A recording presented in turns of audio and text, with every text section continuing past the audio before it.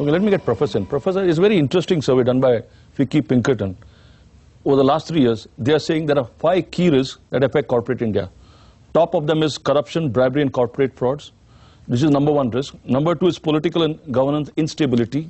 #3 is crimes, corporate fraud, scams. 4 is information and cyber insecurity.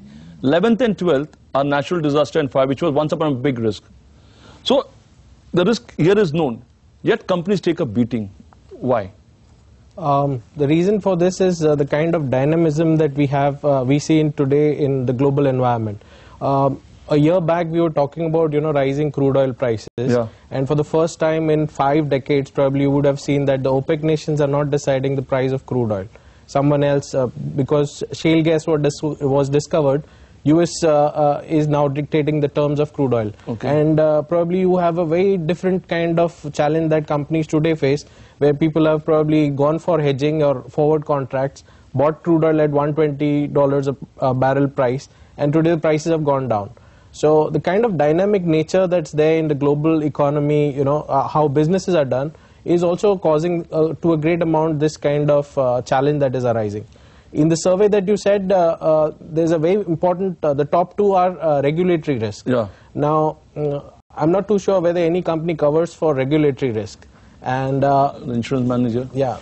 We do cover political risk. We cover political risk. We also cover a lot of liability risks which arise out of this. More in terms of defense costs. Which you need to, we need to stem regulatory action. If there's been some accusation against your directors and all of that, which normally come in terms of fines. So we tend to put up a defense for that in case that's wrong and all of that. As the measurement of risk and this pricing, has it changed over the years?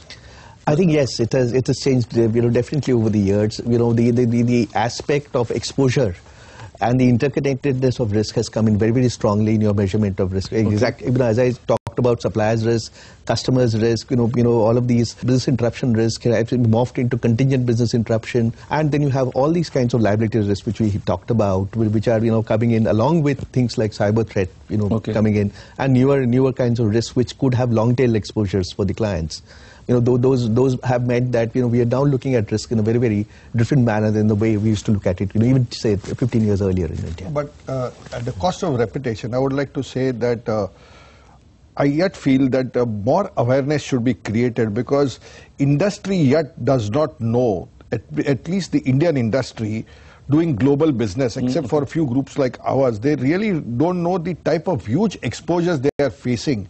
And like Sanjay said, the type of risk which can be covered, because you see, this hit takes once, and people take in India, unfortunately, this as a cost center. And for a moment, they should put that aside and not look at it as a cost center, but look at more as a risk management thing, and really work seriously on this. And I think the top management in their annual business plans or in their brainstorming sessions, they should ensure that just like they invite an expert, say, on finance or HR or something, they should also invite experts on insurance risk management who can actually show and tell the top management or the board of each company the type of risks they are facing and how they should try to at least mitigate them, because as like Professor said, it may not be possible to cover all the risks. But at least some of those risks, rather than waiting for it to you getting hit with it, it's best you take action before you get hit with it. But Professor, when talking about what Mr. Jivaasha said, is there a syllabus of risk management in your institute, or among all the institutes they offer? Yes, I think that's a good point. Globally, you pick up any risk management syllabus, you would typically be talking about known risk. And here what we are talking about is something which is going to occur because of a government regulation or a major economic event. The basic principle of actuarial science is it works on probability. So the event has to first occur once, and maybe more than once, for it to be considered as a formidable challenge. So you pick up any theoretical book, you would find that we still work with, most of the areas that we work with are known risk, and that's where the challenge comes in. And many times even known risk have caused a problem to companies. Like I hedge myself against currency, and when this was done in 2008, companies like AIG went bankrupt. So even an insurance company can go bankrupt while providing a calculated risk cover to their clients. Right. So let me get. I just wanted to have a point here.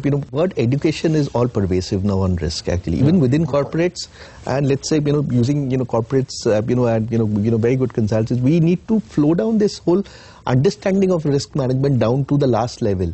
We have had situations when if a supervisor is made aware of risk, he will, before he leaves a shift, will tell that there is something wrong with this thing and it can lead to a blowout. Okay, globally, how do organizations respond to risk?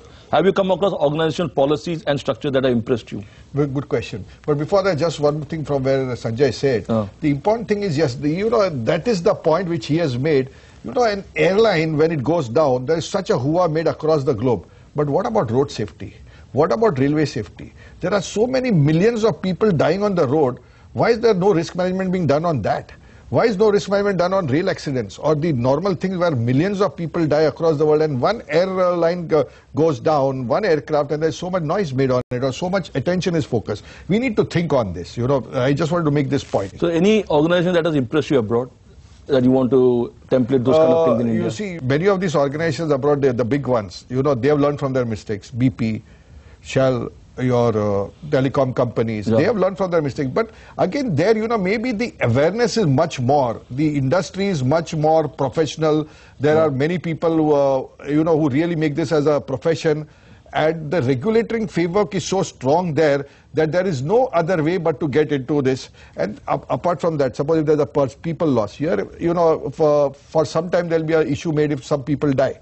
But there, even if one person dies, there's so much of an issue. There is no choice but to see that when it comes to protecting people, protecting your assets, because it's not only the asset or the people, it's the way it can spoil your reputation.